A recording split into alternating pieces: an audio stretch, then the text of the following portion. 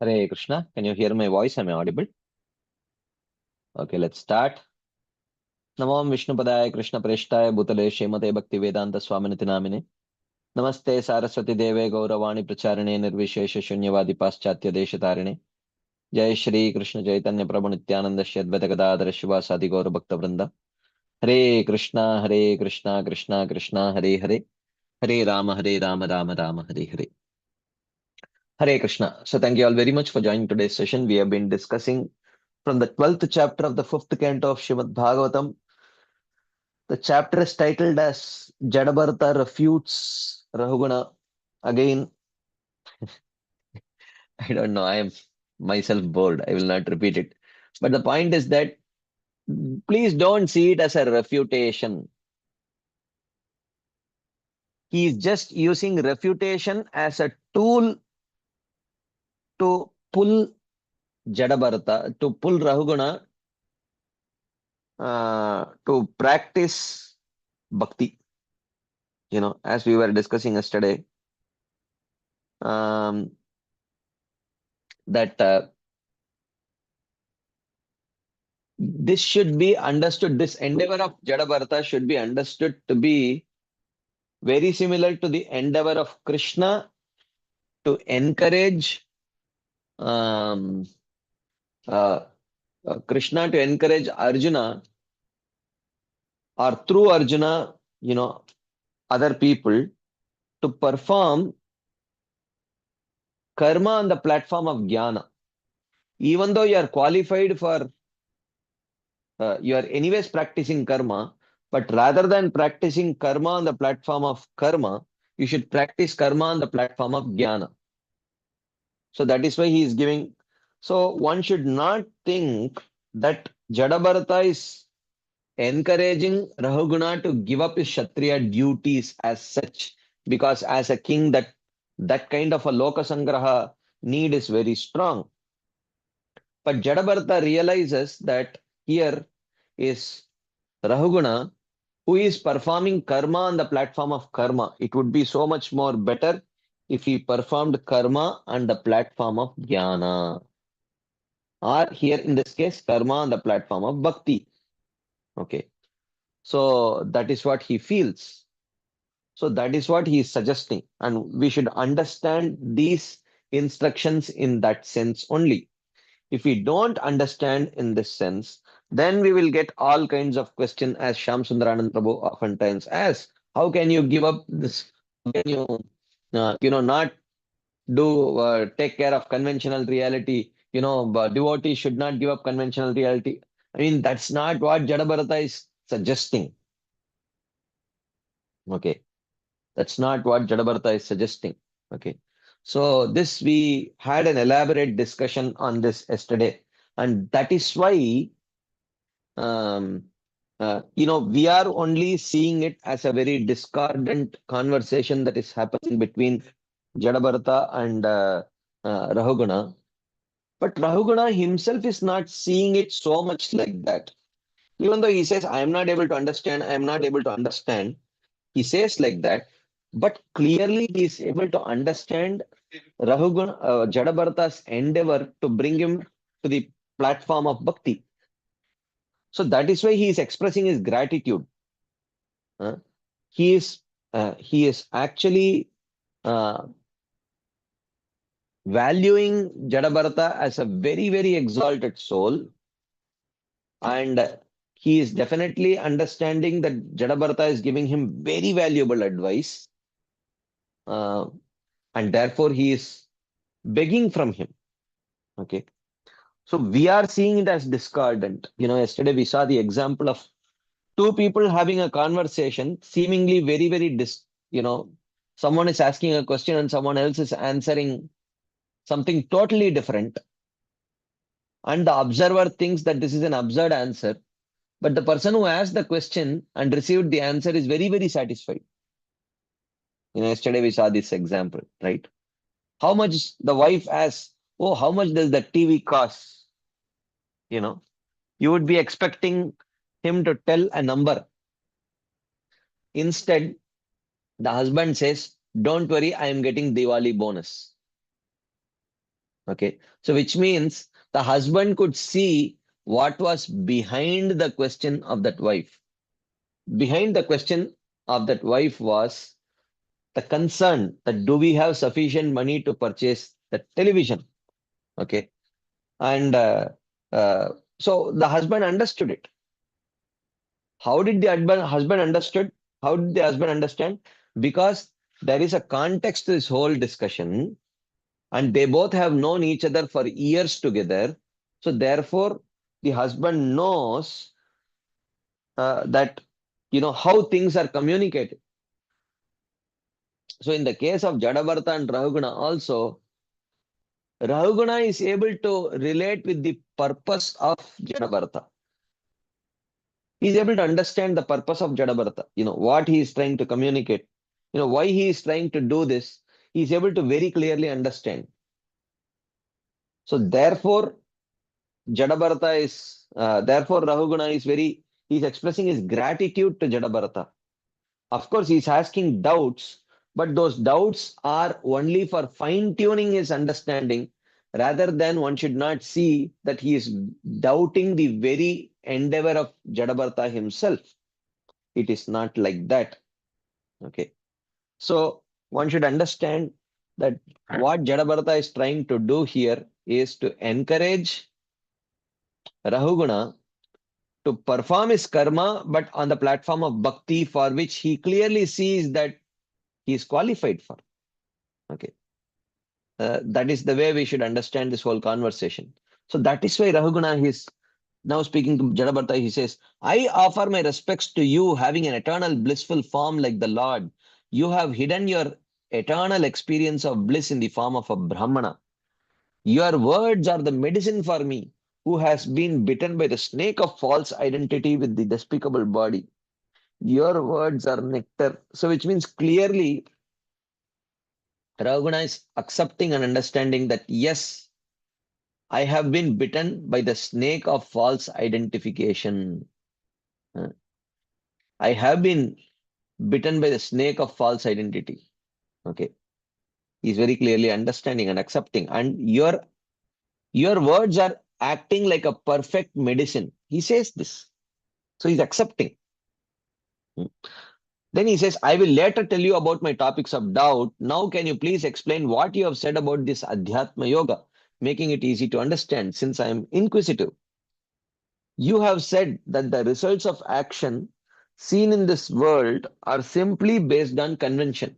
You said it is only based on convention and it cannot be correctly told as the highest truth. I am bewildered by this. Can you please give more explanation to this? Jadabartha responds. He said, O Rahuguna, this carrier is a transformation of earth. His feet, ankles, calves, etc. and the palanquin, everything is a transformation of earth. In the palanquin is the king of Savira, who is also a transformation of earth. But you, blinded by illusion and false identity, are thinking that you are the king of Savira. O Rahuguna, you had mentioned that ruling the citizens was dharma. But understand that ruling over the citizens by engaging them forcibly without mercy is not dharma, but it is adharma. Let me now prove to you, O Rahuguna, the illusory nature of this conventional world through logic. You can understand this if your sense of logic is working. Again, this might seem exactly like a Mayavadi argument, but he is not making a Mayavadi argument. Again, we have to understand this very clearly. What he is trying to show is not the illusory nature of this material world, but he is trying to show to Rahuguna the insubstantial nature of this material world, and therefore he is telling, don't invest so much of your time and energy working on this platform. Working on this platform. Okay. Raise yourself to a higher platform of bhakti. Okay. That's what he is trying to communicate here. Okay. So he says, let me prove to you the illusory nature of this conventional world through logic. You can understand this if your sense of logic is working. Okay, he says, we know that the living beings arise from earth and disappear into the earth. Therefore, the cause of the conventional world should be discerned as transformations of earth only. And they are different in name only. But then Rahugana may say, okay, fine, I agree this, I agree with this, but at least the earth is real. He says, no, the word earth exists in name only. Why? Because the earth can be resolved into atomic particles, paramanus, which are the cause of the earth. So earth cannot exist except for these particles. Fine. Okay. But at least the particles are real. They are not illusory. Chidabartha says, are you sure? The whole concept of Paramanu is just um, imagined by the mind of mm, the whole concept of Paramanu is just imagined by the mind out of ignorance of the philosophers in order to explain the effects in this world as we see them. Therefore, the particles are also, in one sense, unreal. Thus, I have proven the illusory nature of this world. Again, here, illusory should be seen to be insubstantial. It does not, uh, it should not be demanding so much of your time and effort. Know that everything is made of Maya, characterized by Dravya, Swabhava, mind, time, and karma, with divisions of fine, big, conscious, unconscious, skinny, fat, etc. Okay, so this is where we ended our discussion yesterday. So today now we are going to continue this discussion further. Jadabharata has established to Rahuguna about the insubstantial nature of this conventional reality that we are seeing, the conventional world that we are seeing. And he says you should invest your consciousness on something higher than that. Okay. What is that? He says that that you should be investing your consciousness in the Lord's qualities, his abode, the path of bhakti, because all of them are absolute truth. And this material world, which is relative truth, is as good as untruth because your investment in this material world is not going to reap any good result unless at least you have a higher understanding and utilize the things of this world in the mood of yukta vairagya towards the service of Krishna. Nirbandha Krishna Sambandhe. So that is the only purpose. Okay. So that is what we are going to see. Jadabharata is going to continue his discussion. He says,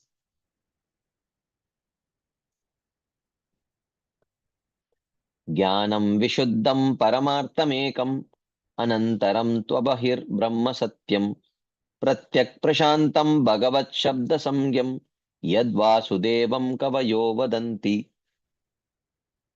So Jadabharata says, Kavayo Vadanti, it is not just my opinion. The wise people say that Satyam Jnanam, that the truth, Vishuddham, that the real truth is beyond the three gunas. Paramartham, and that truth contains everything including liberation.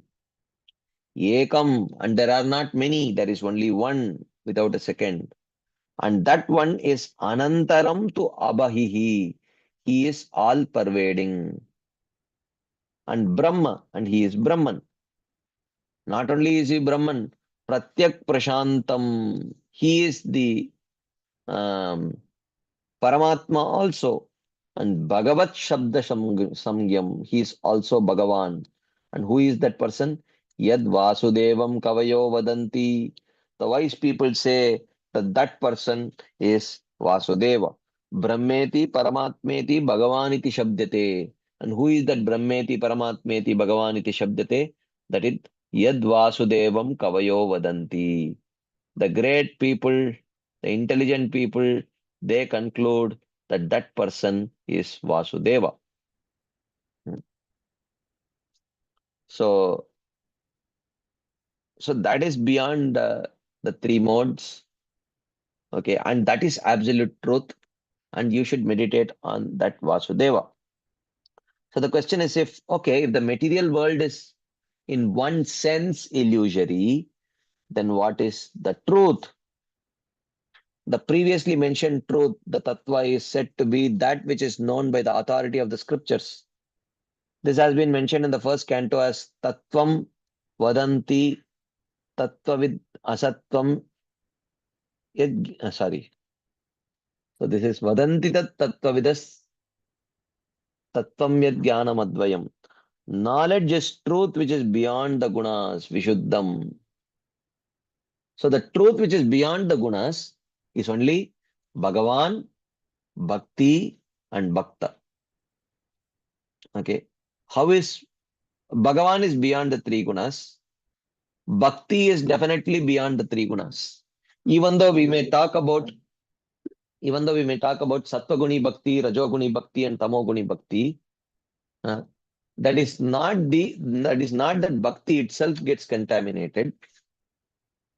It is just that a person who is contaminated with Karma Jnana Yoga performing Bhakti, or a person who is contaminated with, you know, a contaminated faith performing Bhakti. But Bhakti itself is beyond three modes.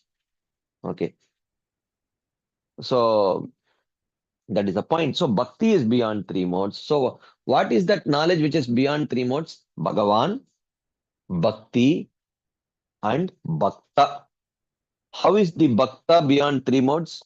His faith is beyond three modes. His faith is beyond three modes. Of course, his swabhava may still be contaminated with the three modes. His conditioned nature may be contaminated with the three modes. But his faith is beyond three modes. But his faith is beyond three modes. So that is why, what is that truth which is beyond three modes? That truth which glorifies Bhagavan, which glorifies his qualities, Nama, Rupa, Guna, Leela, which are all beyond three modes. The devotee who is also beyond three modes. And the process of bhakti which is also beyond three modes. Otherwise, the process of karma, jnana, yoga, it is all within three modes. So, karma, if it is sakama karma, is in rajoguna. If it is nishkama karma, it is within sattva. Jnana yoga is within sattva. And ashtanga yoga, if it is after the ashta siddhis, then it is rajoguna. If it is after liberation, then it is sattva. But bhakti alone is beyond the three gunas. That is why if you see in the gradual path also, when one reaches the stage of uh,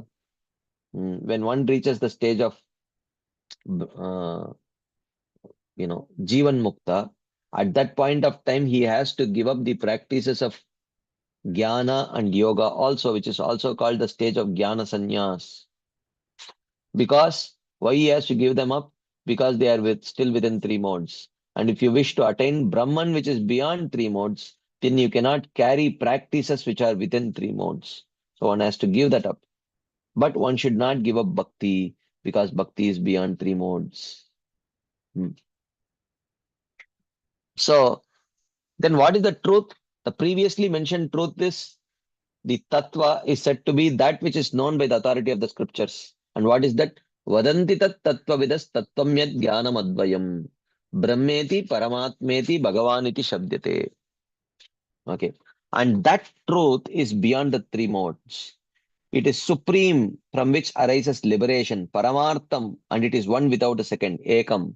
Sattvam vishuddham paramartham ekam. Sorry, jnanam vishuddham paramartham ekam. It is devoid of internal and external. Anantaram abahihi. That means it pervades everywhere. This knowledge is also Brahman, Paramatma, and Bhagavan. Brahman means the impersonal aspect worshipped by the Jnanis. It is called Paramatma, worshipped by the yogis. And Prashantam means that in which the jiva is extinguished. Bhagavan is the aspect worshipped by the devotees. They say that these three forms are included in Vasudeva, the son of Vasudeva, who is the top, who is the most complete form. Yad Vasudevam Kavayo Vadanti. He is called Purnam Brahma Sanatanam. This is the 10th canto verse. As Krishnaya Paramatmane. So the Lord is only addressed as Brahman, as in Purnam Brahma Sanatanam. He is only addressed as Paramatma, as in Krishnaya Paramatmane, and he is also addressed as Bhagavan. Tatastu Bhagavan Krishna. The proofs are quoted from the 10th canto verses. So, in the Gita, he calls himself the basis of Brahman. Brahmano hi pratishta aham, Krishna says. He also describes himself as Paramatma. Vishtabhyaham idam kritsnam ekamshena stito jagat. Okay. So he's basically proving Yad Vasudevam Kavayo Vadanti. Who is that personality who is also Brahman, Paramatma, and Bhagavan? Yad Vasudevam Kavayo Vadanti. Now, how do you know this? Krishna says, take Bhagavad Gita. Krishna says, Brahmano hi pratishta aham, amritasya avyayasya cha. So Krishna says, I am the basis of Brahman. Brahmano hi pratishta aham. I am the source of Brahman. So therefore, uh, to say that Krishna is Brahman is perfect. Okay. And then Krishna is Paramatma also. Sarvasya chaham hridi sannivishto matta smritir jnanam apohanam cha. That also Krishna says. I only am present as Paramatma in everyone's heart. Or Vishtabhyaham idam kritsnam ekamshena stito jagat. Okay. So I am pervading through this whole universe through one of my insignificant expansions. That insignificant expansion is the Paramatma. And he is Bhagavan also. And he also says Vasudevo Bhagavatam. Amongst the forms of Bhagavan, I am Vasudeva, which means the form of Bhagavan, the form of Vasudeva is the topmost form. This we have discussed in detail from Lagu Bhagavatamrita, Sri Chaitanya Charitamrita. In all these sections, we have very elaborately described how the form of Krishna is the topmost form. He is the Amshi, all other forms are Amshas, and the Amshas definitely manifest a compromised, powers and sweetness only to compromised degree, and also qualities, okay, only to a compromised degree. We saw this. The word Bhaga in Bhagavan means Aishwarya or Lordship. This also implies that those who are controlled by the Lord. Since the jivas in Maya are in illusion, as previously described, those controlled by the Lord means the devotees in the Lord's abode. Okay, it has reached 100. Let me just share the link.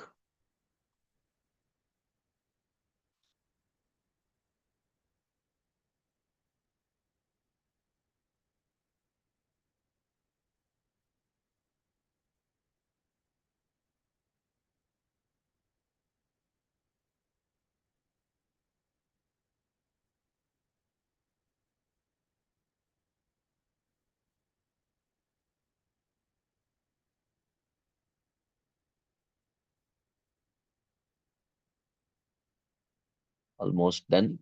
Just give me a second. I'm back. Okay, so we are back to this long purport that we are going to discuss. Jnanam Vishuddham Paramarthamekam. Jnanam Vishuddham Paramarthamekam. Anantaram Abahihi Brahma Satyam. Pratyak Prashantam Bhagavat Shadda Samgyam Yad Vasudevam Kavayo Vadanti. Jnanam Vishuddham Paramarthamekam. First line is clear. And the last line, Yad Vasudevam Kavayo Vadanti is clear. Okay. And that personality is Anantaram to Abahihi, which means he's all pervading. Brahma Satyam, he is Brahman, okay, and he is the truth. Pratyak Prashantam, he is the Paramatma. Bhagavat Shabda Samyam, he is the Bhagavan also. And who is he? Yad Vasudevam Kavayo Vadanti. The wise call him as Vasudeva. We are discussing this particular verse. And in that, he says that because Krishna himself says, Brahmano hi pratishtaham and Vishtabhyaham idam kritsnam ekam shena sthito jagat. By all these verses, it is very clear that Krishna is only Brahman and Paramatma. Brahman and Paramatma are just mere expansions of Krishna. The word Bhaga in Bhagavan means Aishwarya or Lordship. This also implies those who are controlled by the Lord. Since the jivas in Maya are in illusion, as previously described, those controlled by the Lord means devotees in the Lord's abode. So this especially refers to them. Okay. Now, it is just like telling the, uh, it is just like telling, you see, mm, uh, someone may say, okay, yeah, they may point at, uh, they may say, oh, these are prime minister's people. These are prime minister's people. Now the question is, what do you mean prime minister's people? Uh, The all citizens of the country, they are prime minister's people only. They are under the control of prime minister. Okay, but uh, but you understand from the context that prime minister's people means not just all citizens. Of course, they are in a way all prime minister's people. But here we are telling they are prime minister's people means they consciously want to serve the prime minister. They are completely sold out consciously to the prime minister, not that they are forced. Okay. So therefore, the devotees are called as swajana, hmm, or sometimes just swa. hmm. Swanam, Swanam bhava saroruham, Dunoti shamalam Krishna salilasya yatasharat. Swanam.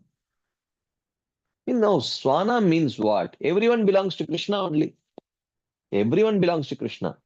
But the word Swanam, the Lord's own people, means those who are consciously wanting to be the Lord's people, those who consciously want to serve the Lord. Okay. Those who consciously want to serve the Lord. Hmm. So they are the people. So here, the word Bhaga also implies those who are controlled by the Lord. Of course, everyone in this world is controlled by the Lord through the agency of Maya. But here we are not talking about those who are controlled that way. Here we are talking about the devotees in the spiritual world. Hmm.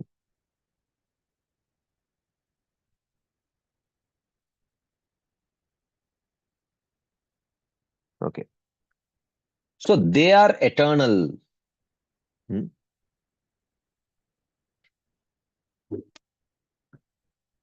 So they are eternal. The devotees and the abode of the Lord are both eternal truth. Like the Lord, they are proved by the statements of scriptures. Okay.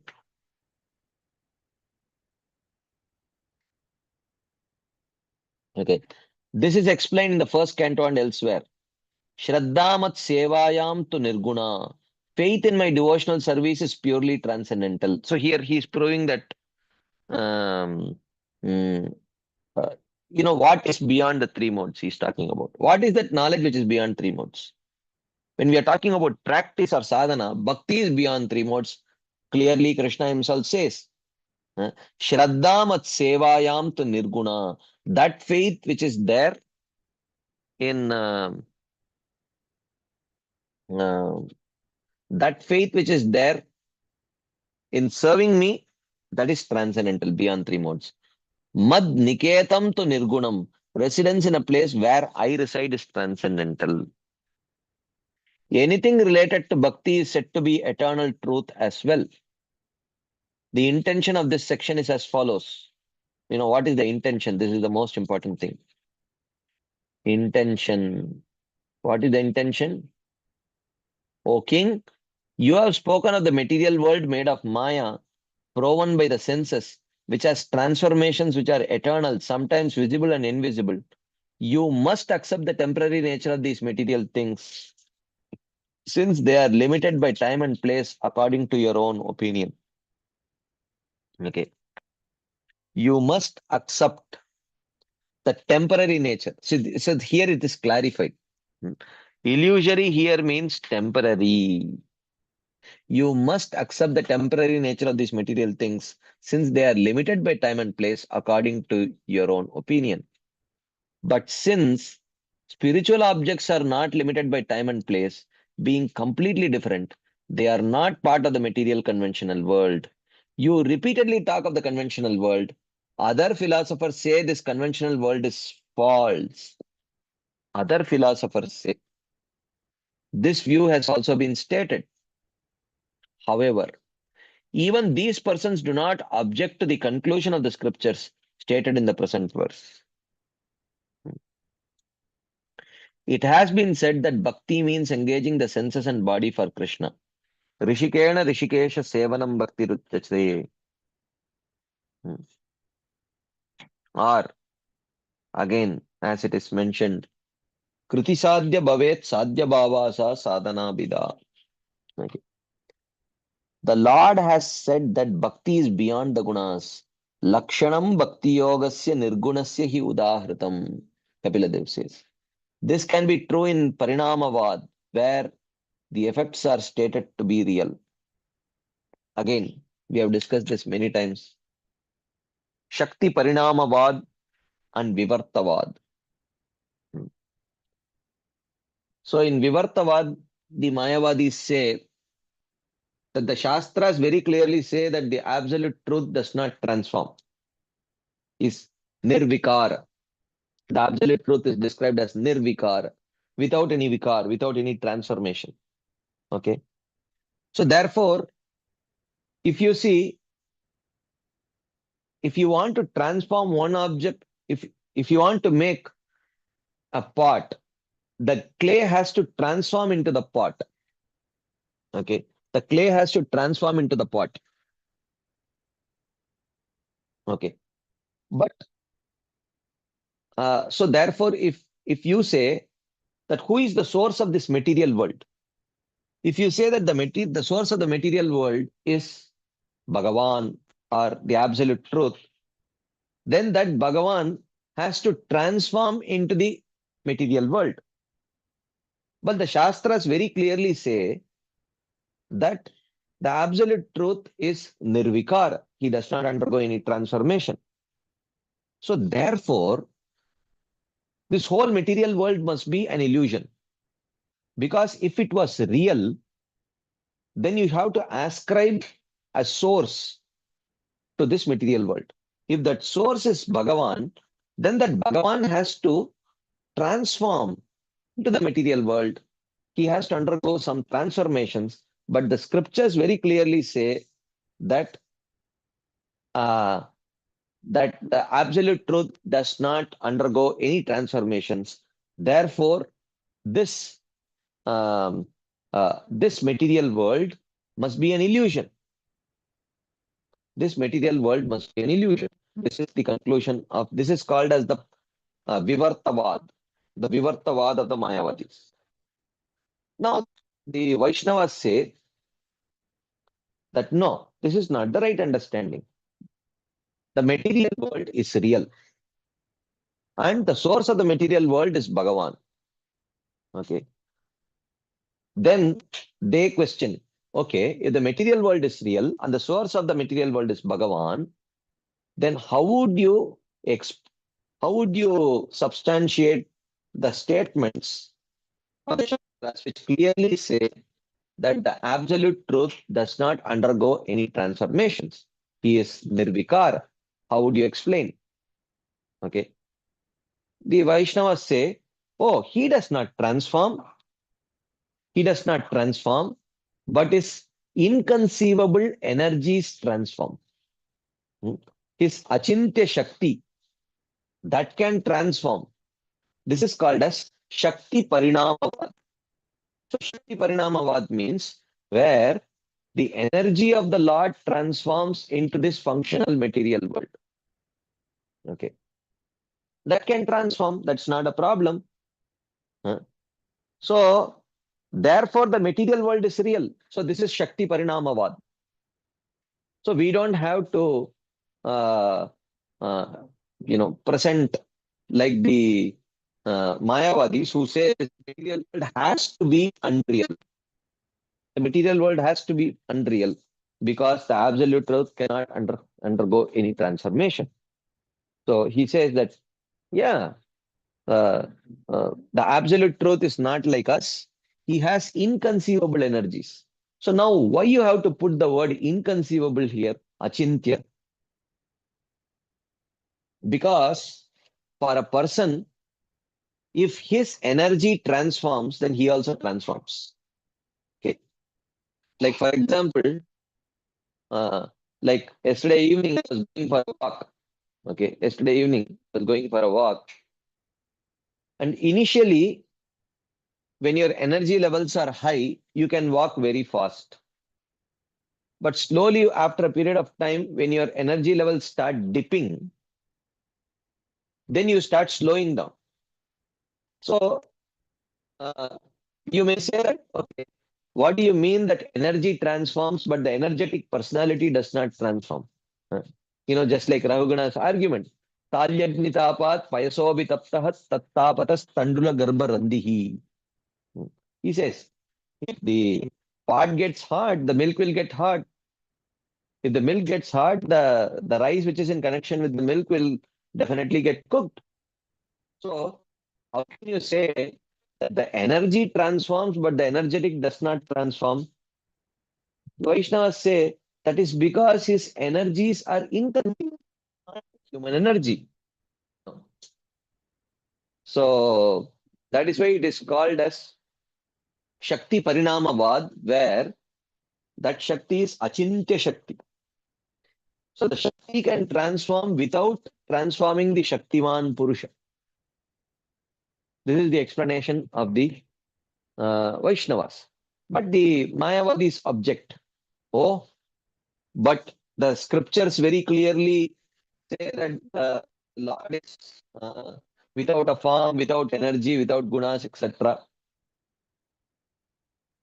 The Vaishnavacharyas say, oh, okay, then how would you reconcile with the same scriptures who describe the Lord to have a palm, hmm, who describe the Lord to have uh, who describes the Lord as Kalyana Guna Sagara. Um, he's an ocean of species. How do you explain that? And Parasya Shaktir Vividaiva Shruyate Swabhaviki Jnana Bala Kriyacha. How do you explain these words? Shankaracharya says, oh, here Vyasadev is actually mistaken. He is under illusion. He is speaking like this. Okay. So that is the point. So Shakti Parinamavad. So the Vaishnavas who present this Parinamavad theory or the Shakti Parinamavad theory, according to this theory, the material world is real. They don't have to say that the material world is false. Okay. So, but Rahugana may say, I can understand very well that the material body and the senses become spiritual by contact with bhakti, which is like a touchstone. In Vivartavad, however, the effects are said to be unreal. So, Vivartavad is Mayavad. Therefore, the body and senses are unreal, according to them. Bhakti, therefore, has no foundation because you are performing bhakti with that which is illusory. The material senses, the senses which are all illusory, according to the Mayavadis. So, according to them, um, the what you see in this material world, uh, the body, the senses, everything is illusory. So, therefore, the bhakti which is performed using those illusory senses is all illusory. Okay, like that. How can it said to be beyond the gunas? How can bhakti be beyond the gunas? When the guru at the time of teaching says, I will now teach about nirguna bhakti, the person taught is non-existent. So this is explaining the absurd nature of Mayavad. If the guru says, I am going to teach you nirguna bhakti, according to them, the guru is not existent, the student is not existent. So how can the guru teach? It is like sowing the seeds in the sky. How can Krishna bhakti exist? Moreover, how can prema arise through practice? Moreover, how can the Lord be controlled by prema? All of that, then everything becomes illusory, actually. For the Lord with inconceivable powers, nothing is impossible. The Lord himself has said, Esha buddhimatam buddhir manisha cha manishinam yat satyam andriteneha martyena apnoti mam ritam. So in the 11th canto, Krishna says, this process is the supreme intelligence of the intelligent. This process is bhakti. Okay.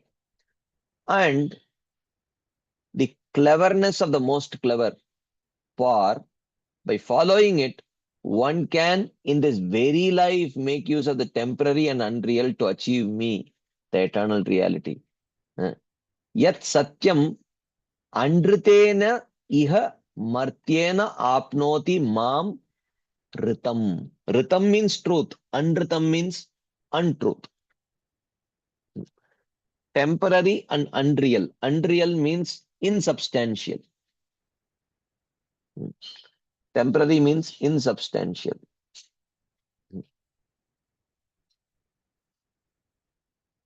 So, so this is used in a very conventional way. Okay? Like we say, you purchase, let's say you purchase some object, let's say a slipper. Okay, you purchase a slipper and you use it, and in 2 months, if that slipper breaks, in 2 months, if that slipper breaks, you say, "Oh, this was useless. Yeah, I wasted my money." You say, "This was useless. I wasted my money." So we tend to speak in this kind of absolute terms, even though it is relative reality. We oftentimes speak about relative reality in absolute terms. Like this example, this slipper was totally useless. I just wasted my money, we say. As if all the money was wasted. You used it for two months. Huh? You used it for 2 months. So it was not a complete waste. Okay. It served you for 2 months. But we speak in this kind of absolute terms. So sometimes scriptures also speak in this kind of absolute terms. Okay. Especially when you want to convince someone. When you want to convince someone, like for example, the son wants to convince his father to give him some money to purchase new slippers. Okay. How will he present? Because his mission is very clear. His mission is very clear that he wants to convince the father to get new slippers. So he will naturally tend to present relative reality in absolute terms so that it creates a very strong impact so that his mission can be successful. So he wants to communicate to his father that, look, father, last time you gave me only 200 rupees. Okay. And the 200 rupees was complete waste. If I would have put 100 more rupees and for 300 rupees purchased the good slippers, it would not have been a waste. Now, what do you mean it would not have been a waste? It would have eternally served you? No. Instead of 1 month, that slipper would have broken in 4 months. Right. So now, when the son wants to communicate something to the father, he would say, look, you have wasted your 200 rupees. You wanted to save 100 rupees, but you ended up wasting 200 rupees. If you would have given me the 300 rupees, the slippers would be still alive. What do you mean? You're speaking as if the 200 rupees slipper is did not serve you at all. The first day only it broke. And the 300 rupees slippers is going to eternally serve you. No. So the 200 rupees slippers, it served you for 2 months. Maybe the 300 rupees slippers will serve you for 5 months, 6 months. But because you want to create an impact, you are speaking about relative reality in very absolute terms. You also know that you are exaggerating, and the father also knows that you are exaggerating. Okay.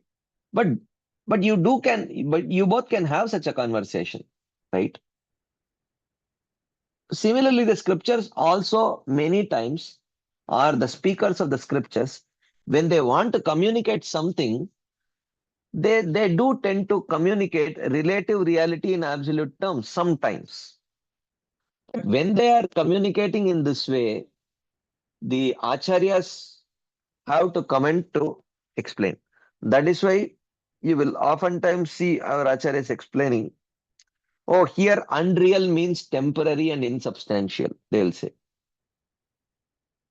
Oh, here the Shastras say that the material world is unreal.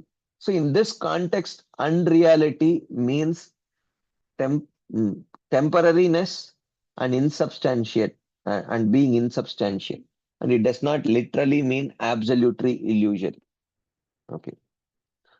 So, Yesha buddhimatam buddhir manisha cha manishinam yat satyam andritena.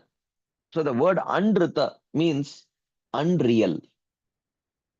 But that unreal just means insubstantial. Okay. Insubstantial. That's what it means. So the meaning is this. The meaning is this. This is intelligence because by the mortal body which is false, one attains a supreme truth, that is me. Or one attains me, the form of the highest bliss, Amritam. Andritena Martyena can also refer to anything subject to destruction. You see here. Andritena means the literal meaning is unreal. But it just means it can be destroyed. The body senses prana, leaves, flowers, incense, fragrance, lamps, food, umbrella, and chamara. So, which means you can use your body, which is unreal or which is capable of getting destroyed, to serve the Supreme Lord who is eternal and real. You can use the senses, which are temporary and subject to destruction, to serve the Lord who is eternal and transcendental. You can use your prana, which is also temporary, to serve the Lord who is eternal and real. Similarly, patram, pushpam, phalam, choyam, umbrella, chamara, food, etc., all which are temporary and insubstantial can be used to serve the Lord who is eternal and completely substantial. That one achieves me by these items is intelligence among those with intelligence. This is the conclusion amongst the most elevated wise men. This is yoga karmasu kaushalam. This is the performing, uh, you know, work as a as an art. The method of obtaining bhakti is explained by the Lord. How do you get bhakti? Martyo yada tyakta samasta karma niveditatma vichikirshito me tada amritatvam pratipadyamano mayatma bhuyaya cha kalpate vai. A person who gives up all karmas and offers himself entirely to the Guru, whom I desire to make special, achieves freedom from death, and more important, is qualified to be an associate of mine in prema. Martyo yada tyakta samasta karma. So who gives up all karmas means who gives up attachment to karma. So here karmas refer to varnashrama, the varnashrama karmas. Sarvadharman parityajya mamekam sharanam vraja. Ajñayevam gunandoshan mayadishtan apiswakan Dharman santyajya sarvan mam bhajet satu sattama. That is what Krishna says. Okay. So he says, when a mortal being gives up all karmas completely, all karmas, completely gives up the desire for varnashrama dharma and gives eye and mind to me. Eye and mind to me means what? I am a servant of Krishna and Krishna belongs to me. This is his ahankar and mamakar. So, in the form of the Guru, when he decides with determination, I offer whatever I have in this life and next to the feet of the Lord, then I desire to make that person special, though he arises from false conception. So that is the meaning. If he gives up the desire for Varnashrama Dharma and gives up I and mine to me in the form of the Guru, I will make him devoid of the gunas. Nirguno madapashreyah.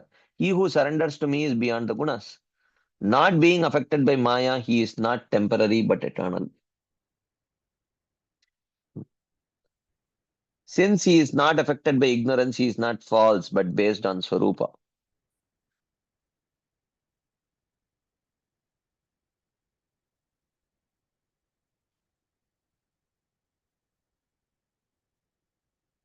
Okay. Because he is the effect of me, he is beyond the gunas. The verse does not say, I make him special, but I desire to make him special using the desiderative, desiderative affix. This means that I begin to make him nirguna rather than suddenly take him beyond the gunas. Vichikirshito me. I desire to make him beyond, take him beyond the three gunas means by practice of bhakti, he will gradually become beyond three gunas. It is not an instantaneous thing, but it is gradual. Gradually, by practicing bhakti and ascending through the stages of nishtha, ruchi, and asakti, he comes to rati and then becomes completely nirguna. Then at that time, he will not interact with false objects at all. Previously, he interacted with the material world as much as necessary. As much as necessary means this is yukta vairagya.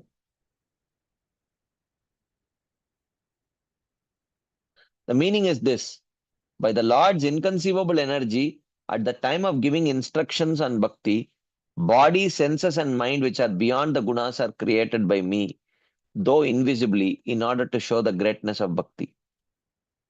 Okay. Very important statement. Okay. By the Lord's inconceivable energy, at the time of giving instructions on bhakti, body, senses, and mind, which are beyond the gunas, are created by me, though invisibly, in order to show the greatness of bhakti. The material body, senses, and mind are destroyed invisibly. Very important point. Jarayati ashu yakosham nigirnam analoyata.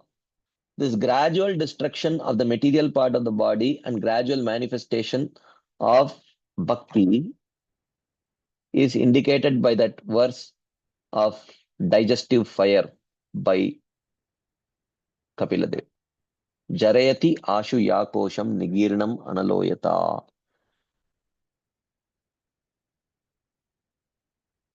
Okay. Naivam vida purushakara urukramasya pumsam tadangri rajasa jita षड्गुणानां chitram vidura vigata sakridadadita yan namadeyam aduna sa jahati bandam. Fifth canto, first chapter, we already saw. Talking about Priyabrat Maharaj. Such power is not surprising from persons who have conquered the six senses by the dust from the lotus feet of the Lord. Since even an outcast becomes immediately free of bondage of karma by chanting the Lord's name once. Yan namadeyam aduna sa jahati bandam. So the meaning is this. It is not surprising for such persons to create the world with 7 oceans as Priyavrat did. Even the outcast who chants the name of the Lord once immediately gives up his body. Though his body is still visible, he gives up the body related to Prarabdha Karma, though this is not seen. Very important point. Very important point. Look what is given here. Even the outcast who chants the name of the Lord once immediately gives up his body. Though his body is still visible, he gives up the body related to Prarabdha Karma. Though this is not seen. This is the point. Okay. If someone wants a more direct proof, here is the proof. As long as you accept the words of the acharyas as acceptable proof. This is the proof. Then the devotee attains amritatvam, absence of the symptoms of death, and is qualified for his position. This means that he remains to serve me wherever I am. Okay. All the false material objects which exist in this world lose their material qualities by associating with bhakti. Okay.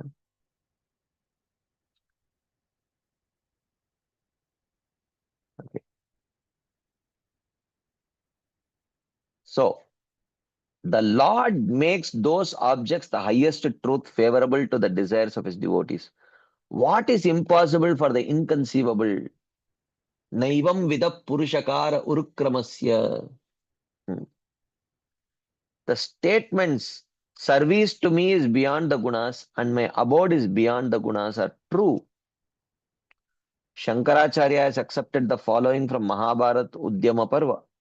Achintyaha kaluye bhava natams tarkena yojayed. Prakritibhya param yattu tad achintyasya lakshanam. Tad achintyasya lakshanam. Inconceivable states are not subject to material argumentation. Achintyaha kaluye bhava natams tarkena yojayet. By ordinary tarka, you cannot understand that which is achintya, beyond the material conception. The quality in inconceivability is that it is beyond the material realm. By the word bhavaha, states, in the plural, one should not think that the state of oneness has been discarded. Since all these states are one in the Lord, thus everything is clear. Okay. So here we have covered only one verse today. Okay. But it's a long purport and a very deep purport. Okay. So after Jadabarta, after establishing the insubstantiality and temporary nature of this material world, establishes the eternal nature and the very blissful nature of the Supreme Lord, who also manifests as Brahman, Paramatma, and Bhagavan, and who is none other than Vasudev. Yad Vasudevo Kavayo Vadanti. Okay. Any quick discussion points, comments, questions we can take right now? There are some questions in the chat box. Let's take them first. Okay. Does it sound accusative that Sri Bharatji points a finger at the king that you are engaging your subjects by force? What is the correct understanding of this? Well, this can be understood in the sense that you may think that you are engaging in dharma. You may think by engaging your citizens, but that engagement has to be voluntary engagement. It maybe you are forcing someone. Like you see the example of this is just like Narada Muni telling Prachina Barhi that look at the animals that you have killed. They are ready to kill you in return. As if performance of animal sacrifice is actually a sinful activity. No, it is not a sinful activity. But performance of animal sacrifice has a chance, it has a chance that uh, you may actually mm, end up chanting the mantras in a wrong way, or one of your priests does not pronounce the mantras properly, or he does not have the right consciousness, and then the animal will not get another body. And if it does not get another body, then you will be penalized for killing the animal. So, therefore, there is a chance. So, similarly, when a king is engaged in his kingly duties, even though he may think that he is dharmically doing certain things, there is always, due to lack of judgment and carelessness, some adharmic activity can also be done. Like the example is in the case of Rahuguna forcibly engaging Bharata to carry and later realizing that he was not a Shudra but a Brahmana. Okay. Now that becomes adharmic, right? Even though it was kind of due to it was an inadvertent activity, but on the platform of karma, inadvertent mistakes are also penalized. That is the point. So, what is that knowledge that is beyond the three modes? Bhakti, Bhakta, and Bhagavan. How is Bhakta beyond the three modes of material nature? His faith. His faith is beyond the three modes. Everything else, karma, jnana, yoga, is within three modes. Jnana for liberation is in Sattva-guna. Yoga for siddhis is in Rajoguna. Yoga for mukti is Sattva-guna. Karma is, Sakama karma is in Rajoguna. Only bhakti is beyond the three modes. It may be contaminated by karma, jnana, yoga, but at its own, it is non-material and beyond the three modes. Perfect. Very good summary. Karma Yoga, Jnana Yoga alone does not have any value. Whatever result they are getting through their practice is because of bhakti present as a secondary element. Yes, perfect. Tapasvino, Dhanapara, Yashasvino, Manasvino, Mantra Vidasu Mangala. Very good. Okay, Bhagavan cannot undergo transformations, but his Shaktis can undergo transformation, can be explained only by Achintya Beda Bhed. Yes, as there is no difference between Bhagavan and his energies under the same time. Yeah, correct.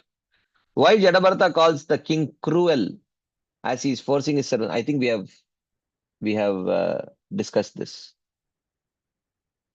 In text 1, Srila Prabhupada's translation, in the dress of a friend of a Brahmana, you are hiding your transcendental blissful position. What does it mean?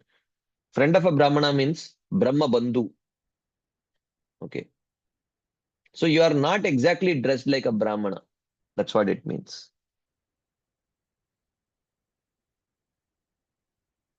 Is Pradhana temporary or permanent? Pradhana is eternal, but its manifestation and the transformations of Pradhan, the 24 transformations of Pradhan are Etat Chaturvimshatikam Ganam Pradhanikam Viduhu. So those 24 transformations of Pradhan are temporary. Pradhan itself is eternal. Okay. Yes, Keshav Priyamataji. Harishna Prabhuji, that was pronounced. Prabhuji, here again and again it explained about the faith beyond three gunas, and now that proof you showed is, I mean, we read is so nice, Prabhuji. Prarabdha karma is destroyed in the moment we chant Hare Krishna Mahamantra. Then in Kapila Siksha, Prabhuji, in 3.29.8, I believe, Prabhuji, explaining about devotional service in three gunas. Yeah. And that Prabhupada purport, Prabhuji, he used the word Vaishnavas in Tamoguna. So you connect that terminology even. How to understand the terminology, Prabhuji? Well, it can be. So you have to see how the word Vaishnava is used. Okay. Hmm. So we have seen in Bhakti Sandarbha also that the usage of the word Vaishnava can be in multiple connotation. Hmm. Okay. So the word Vaishnava can just mean that he is not a demigod worshipper, but his object of worship is Vishnu. Hmm. Okay. In that sense, also a Vaishnava, the word Vaishnava can be used. So in which case, even a Karma Yogi can be called as Vaishnava Oh. because a Karma Yogi also, his object of worship cannot be a demigod. Because there is no demigod worshipping Karma Yogi. That is a misnomer. Prabhuji, that it comes under Vaishnava in goodness. The third shloka he explains that, Yeah, he Prabhuji. is. But in another sense, he cannot be Mm. called as a Vaishnava only Oh, because or a Bhakta. Because for any terminology, someone may say that for any terminology that has to be in predominance. So, why is Karma Yoga not called as Bhakti, even though Bhakti is there? Because Bhakti is not in predominance. It is a very small part of that practice. mm. Okay. So, in that sense, you may say that, oh, he cannot be called as a Vaishnava because, or he cannot be called as a Bhakta because he has no Bhakti. No, not that he Mm. has no Bhakti, but that Bhakti is not in predominance. So, that way you can see, in one sense, if you see all bona fide karma yogis, jnana yogis, ashtanga yogis can be called as Vaishnavas or Bhaktas. In another context, you can see they cannot be called as Bhaktas because that Bhakti is not in predominance. Uh, so, uh, so here in this case, Vaishnava in the mode of ignorance means a Vaishnava who has, whose faith, okay, the compartment of faith has Shuddha Bhakti along with some contamination of karma. Oh, That's what it means. oh. So his faith is partially, it has the pure element of bhakti and the impure element of karma also in that. That is what it means. So just reading it superficially, it looks like anyone who has Kama, Krodha, Mada, Matsya, Lobha, Moha, Vaishnava, he has to be avoided like that. Prabhuji, Prabhupada's explanation was there, Prabhuji. So Yeah, that is also unless we true. hear from Are you sure Bhakti is pure? This can be 100% misunderstood, Prabhuji, because even I have No, all these things even in practicing. even if there is a choice, if there is a choice of associating with a Vaishnava who is more advanced, who has more overcome the influence of Kama, Krodha, Lobha, then one should Mm, choose that association. mm, Even if both the devotees may have pure faith, but even amongst those who have pure faith, if the person is more advanced and oh, then their association should be more sought after. That also is true. oh, oh, right. Okay. Prabhuji, here you explain, you said something very important, you Magna Prabhuji. Can you go to that slide, Prabhuji? I just want to hear. You said it's very important. So what you meant in that? Two things you said today, Prabhuji, very important. Yeah, this one, Prabhuji, can you? Yeah. By the Lord's inconceivable energy at the time of giving instructions on bhakti, Mm, body, senses, and mind, which are beyond the gunas, are created by me, though mm, invisibly. So he's explaining mm. how is this body no longer due to prarabdha karma? Oh, That is what he is telling. Okay. So he's telling it's just like we, um, you know, there is what do you call this? You make stuffed karela or bitter gourd, you know. So what they do is they slit the bitter gourd and remove all that which is inside, and sometimes make some masala um, or some potato mixed with some masala and stuff it inside, and they cook it. So mm, it looks like bitter gourd only, mm, but inside it is not bitter gourd. mm, Inside something else is stuffed. Okay. So similarly, the external form of the body will look exactly like that which was obtained through prarabdha karma, but Krishna changes it. The body, the senses, the mind, everything is changed. In the sense, Krishna has taken over. That's what it means. oh. So this is for perfected devotee or? This is Sakridadadita for ones who has chanted the holy name. Oh, okay. That's the next verse that he quotes. Such power is not surprising for persons, since even an outcast becomes immediately free of bondage of karma by chanting the Lord's name once. So the meaning is this: it is not surprising for such persons to create the world with seven oceans as Priyavrat did. Even the outcast who chants the name of the Lord once immediately gives up his body. Though his body is still visible, he gives up the body related to prarabdha karma, though this is not seen. This is the point. Very, very nice, Prabhuji. You have been insisting this often. Thank you so much. Correct. Govind Hari Prabhu. Obeisances, Prabhuji, all glories to Srila Prabhupada. Thank you again. Wonderful session. My question is also on the same point about that though his body is still visible, he gives up the body related to prarabdha karma, though it is not seen. Yeah. And this is any sadhaka who is chanting or at least attempting to chant nicely. So my question is I would want to remove the word nicely also, because that is not given here. That is not given Mm. here. We cannot put words in the mouth of the acharyas. Right. He So this doesn't is just say. mm. Please, Prabhu. He doesn't say that. Nicely can come later, but he is chanting with pure faith.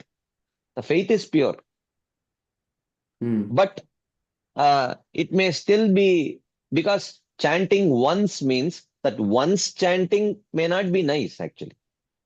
Mm. Subsequent repetitive chantings will only gradually improve the quality of chanting.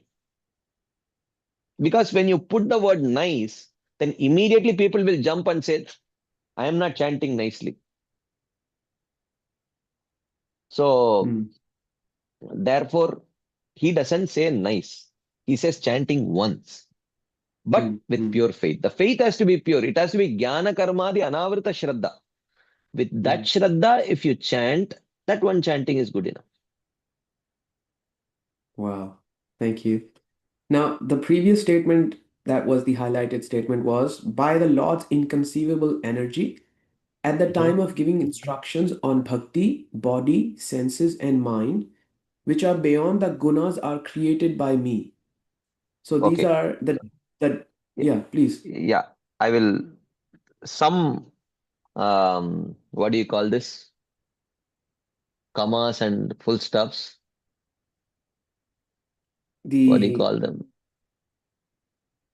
um yeah, Okay. these yeah, Yeah. So, whatever in the English language they call. yeah.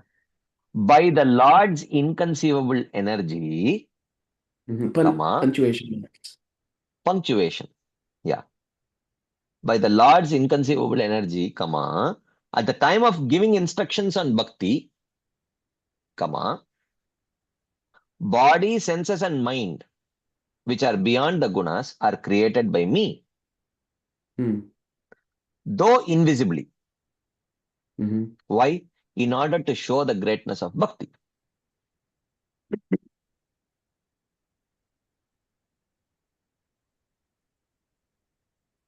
Okay. So, which means at the time of giving instructions on bhakti means, to whom should the instructions of bhakti be given? To one who has developed faith in bhakti. Otherwise, it Faith in becomes the bhakti. ninth offense. Yeah, it's one who has faith in bhakti. One who has faith in bhakti is fit to receive instructions on bhakti. Yep. So, which means, if you have to communicate bhakti, which is beyond the three modes, then the Hmm. senses, then to To absorb that, receive. to receive it, the senses must also be beyond the three modes. Hmm. You're receiving something So, who transcendental. gives The it? hmm. The Supreme Lord Krishna gives gives. it. Yep. So, if he has given the, uh, so if someone says, Govindari Prabhu, I am going to train you to become the next 100 meters champion. No. Mhm. So if someone says that, then they will have to give you, the shoes Yeah, You know, the gear. you can't wear your slippers and run 100 meters race. So he has to give you the spike, the shoes with the spikes and all that, so that you can really do, and also the food that is needed to nourish you in that way. So in the same way, if if your senses have to hear and assimilate that knowledge which is beyond the three modes, then you have to get those senses also, which are beyond the three modes. Mm, mm, mm. Krishna gives that, but on the level of faith, not on the level of swabhava. That swabhava level Shuddhikaran takes gradual time. That also is clarified in this very same purport. This very same purport, that is also clarified. Okay. So here he says, okay, where is it? Gradually, he says. Okay, where does it come? Gradually. Okay. Because he is the effect of me, he is beyond the gunas. The verse does not say I make him special, but I desire to make him special using the desiderative affix. This means that I begin to make him nirguna rather than suddenly taking him beyond the gunas. Gradually, by practicing bhakti and ascending through the stages of nishtha, ruchi, and asakti, he comes to rati and then becomes completely nirguna, which means the swabhava shuddhikaran is gradual. That is gradual. So both are clarified here in this same purport. Yes, Prabhuji. So, on the point of receiving transcendental knowledge, and to be able to receive them, you need transcendental senses, transcendental intelligence, which is all gifts of Krishna. So, for a sadhaka who may actually have pure shraddha, not very deep or strong, but still very pure, free from, the contaminations as we understand, does that mean that in the sadhaka, transcendental senses start to grow as well? Of Even course. though he's at the transcendental, I mean, he's not at the transcendental stage right now. Yeah, of course. Of course. Yata yatatma parimujyate sau matpunyagata shravanabhidanaihi tata tata pashyati vastu sukshmam chakshur Mm, yataivanjana samprayuktam. This is the verse. So gradually, along with um, uh, uh, along with that purification, the senses of the sadhaka is said to be able to perceive finer and finer things about the transcendental reality. Tata right. tata pashyati vastu sukshmam. Mm, mm, The subtler and subtler aspects of the transcendental reality are perceived by the senses, including the mind and the mm. intelligence of the jiva as he is progressing on the path of devotion. So therefore, the subtle body of a sadhaka is said to be uh, getting purified. It is partially getting transformed from material to spiritual, like that. Yes, bro. So these same senses then gradually develop into the, I'm just connecting the dots into the swarupa of the jiva. Not almost, almost, Mm, not completely. Okay. The external gross body and the spiritualized subtle body, uh, to some extent, they can, you know, uh, to some extent, they can support the transcendental emotions. But when they mm, go beyond a particular level, the mm. spiritualized material body cannot support that. Right. Uh, So then you need to get a transcendental body. At that point of time, the sadhaka gives up that body and he gets a spiritual body which is fit to be an associate of the Supreme Lord in the spiritual world, through which he can experience the higher and higher, more intense forms of ecstasies. Low battery. Please recharge speaker. Yes, Prabhu. Thank you so much. Hare Krishna. Yes, Shiv Kumar Prabhu. Hare Krishna Prabhu. Dandavat pranams Prabhu. Dandavat Prabhu. Thank you, Prabhu, for today's class. A lot of fundamentals touching upon the core concepts and philosophies. Prabhu, one just confirmation and little bit of insights, Prabhu, required. Now, when we say that the prarabdha karma is destroyed the moment pure bhakti is taken up, and we primarily mean the karmic reactions, but Yeah. we also understand the conditioning is also born of my past karma. And Yeah. if I have to, whatever I go through, the sufferings or any hardships as a means of purification for my conditioning, we don't call that as karma, right, Prabhu? So, karma as in karmic reaction. Yeah. I just wanted to understand, Prabhu, is that because the Lord can even take away the conditioning, but it is just that I am not ready for that. Is that a right understanding? Because my free will is involved there. Well, he doesn't take away the conditioning immediately because for multiple reasons. Mm, Okay. For mm, multiple reasons. One reason is that because our practice of bhakti is not free of offenses, mm, therefore therefore the purification is slow. mm, And another reason is that if suddenly, as soon as one chants the holy name with pure faith and immediately all the conditionings go away, mm, then the people will lose faith in the path, in the gradual path completely. mm, mm, Okay, because gradual path they will see that it is taking many, many lifetimes, mm, and the the path of bhakti is immediately the person changes. If mm, it is very much visible, mm, then people will lose faith in the gradual path. Now you may mm, say, what is wrong? Isn't it good? They will mm, lose faith in gradual path, mm, which means they will develop faith in bhakti. mm, No, that will not happen. mm, They will have a very superficial understanding of bhakti. They mm, will think that if I chant the holy name, everything will change.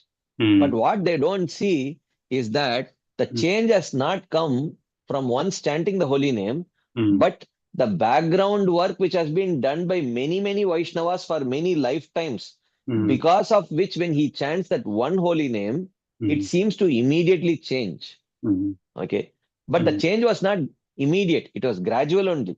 mm, But gradually it was invisibly happening for multiple lifetimes, mm, mm, which the person who has karma adhikar will not see. He will mm, see that he chanted one holy name and immediately the conditioning was gone. He is as good as liberated. mm, And he will chant that one holy name and mm, it will not work on him mm, because there has not been that multiple lifetimes of background work. mm, Satam Kripa, Mahat Seva, Agyata Sukriti, that has not gone. mm, So what will happen? mm, He will chant the holy name, mm, no change will happen. mm, And then what will happen?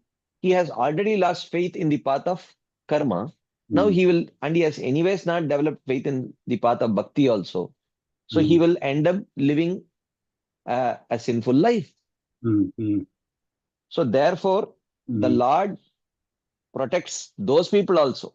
mm, So he has created a system, okay, mm, where because the person has not given up which offenses. mm, So, or the effects of the past offenses are not destroyed mm, by proper practice of bhakti.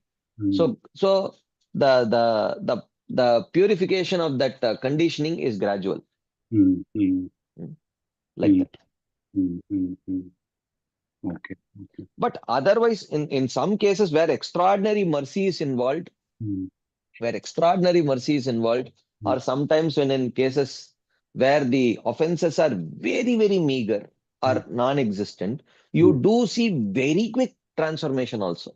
mm, Like you see in the case of Mrigari the hunter, mm, he was so degraded that he was half killing the animals. mm, From that, he came to the stage of not even wanting to hurt the ants in mm, such a short time.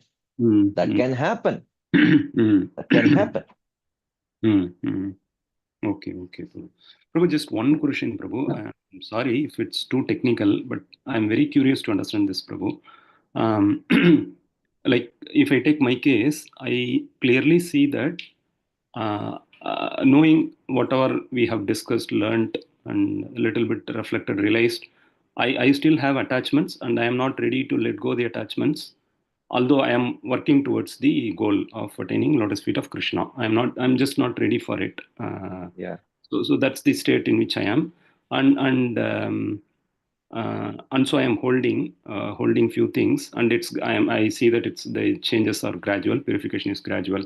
Now, when we say if Krishna's mercy is there, then there is immediate progress or quick progress. Then this gradual thing. What does that Mhm. mercy do there, Prabhu?